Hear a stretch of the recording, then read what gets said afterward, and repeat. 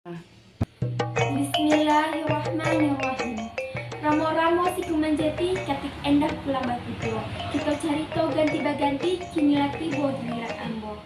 Assalamualaikum warahmatullahi wabarakatuh. Perkenalkan, nama saya Dian Andraini.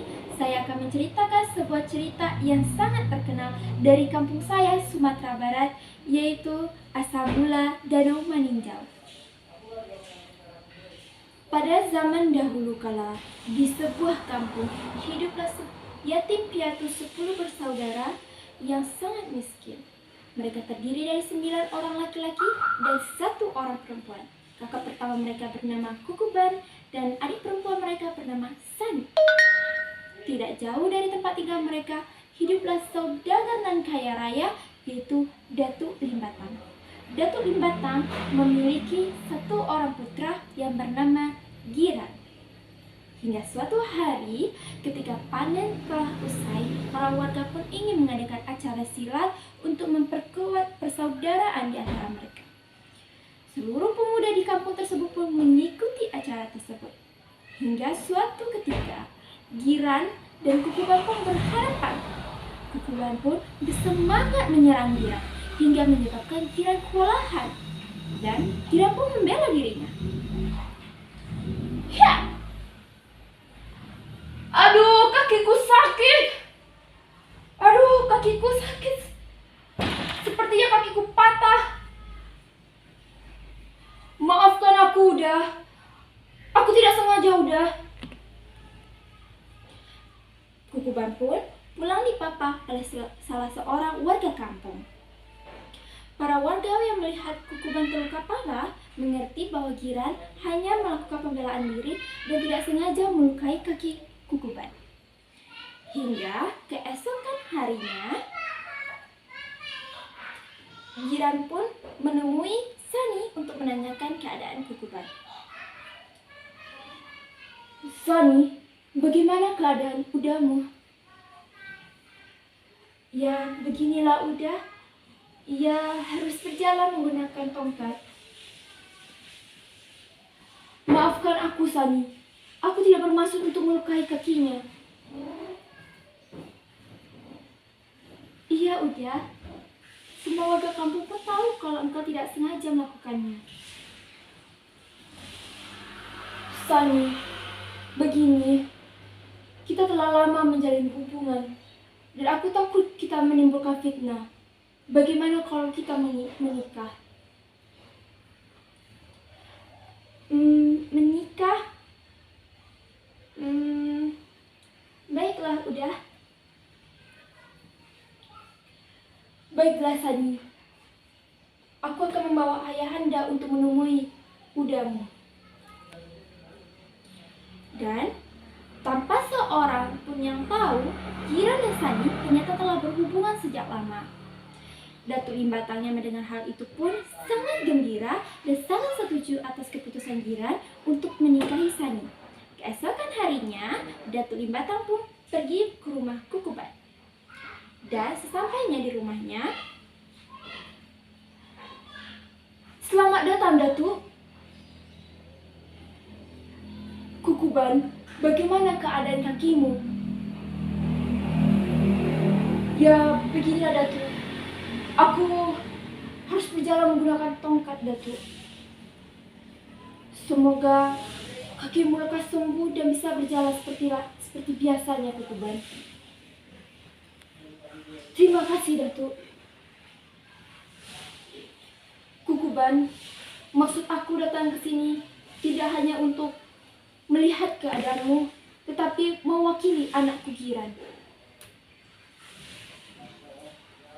"Maksud Datuk? Saya tidak mengerti, Datuk." "Begini, Kukuban, ternyata Giran dan Sani telah berhubungan sangat lama. Dan maksud kedatanganku ke sini untuk menyampaikan pinangan Giran anakku." Kukuban pun terkejut. Di balik hatinya yang paling dalam, Kukuban masih merasa dendam dan marah akibat kalah silat kemarin. "Tidak, maafkan aku, Datuk. Tetapi Tetapi Giran telah mematahkan kakiku dan mempermalukan aku di depan warga kampung. Kukuban, maafkan aku. Tetapi semua warga kampung mengetahui kalau engkau telah membabi buta menyerang Giran dan Giran tidak sengaja melukai kakimu. Datuk Limatang dan Kukuban pun berdebat panjang tentang persilatan tersebut. Dan akhirnya Kukuban tidak menyetujui pernikahan Giran dan Sani. Datuk Limatang pun dengan perasaan kecewa pulang ke rumahnya. Keesokan harinya, dengan perasaan kecewa, Giran mengajak Sani bertemu. Sani, mengapa udahmu sangat membenciku? Padahal aku tidak sengaja melukai kakinya. Iyalah udah, sepertinya udah Kukuban sangat berdendam. Dan saat perbincangan mereka, Giran melihat kaki Sani terluka. Sani, kakimu terluka. Oh, iya udah. Tadi saat kesini aku terkena tumbuhan berduri. Sini biar aku obati. Ternyata atas suruhan Kukuban, para warga kampung telah mengikuti mereka dan memata-matai mereka berdua. Hingga saat Giran akan mengobati kaki Sani, para warga pun keluar dan menangkap mereka. Giran dan Sani pun diajak ke tengah kampung untuk diadili. Setelahnya di sana, mereka pun diadili karena telah melakukan perbuatan yang memalukan dan telah melanggar norma. Giran dan Sani pun berusaha untuk menjelaskan apa yang sebenarnya terjadi. Namun, tidak seorang warga kampung pun yang mendengar mereka. Hingga mereka pun dibawa ke tepian gunung Kawah Sitinjau yang amat panas dan mengeluarkan asap putih. Sesampainya di sana, sesaat mereka akan melemparkan Giran dan Sani, Giran pun berdoa. Ya Tuhanku, jika kami tidak bersalah, maka letuskanlah gunung ini sebagai pelajaran untuk mereka. Dan para warga yang mendengar pun merasa ketakutan, terutama Kukuban. Sesaat itu pula, Giran dan Sani melompat ke dalam kawah yang panas tersebut. Tiba-tiba saja terjadi gempa di mana-mana dan Gunung Sitinjau meletus dengan sehebatnya. Mereka mengeluarkan lahar yang sangat panas, asap tebal di mana-mana. Saking dahsyatnya, menyebabkan lubang yang amat besar dan dalam. Dan satu keajaiban, timbullah sebuah mata air yang sangat jernih mengisi lubang tersebut. Sejak saat itulah, para warga di sekitar tersebut menyebut itu Danau Sitinjau. The end. Terima kasih telah melihat video ini. Wabillahi taufiq wal hidayah. Wassalamualaikum warahmatullahi wabarakatuh.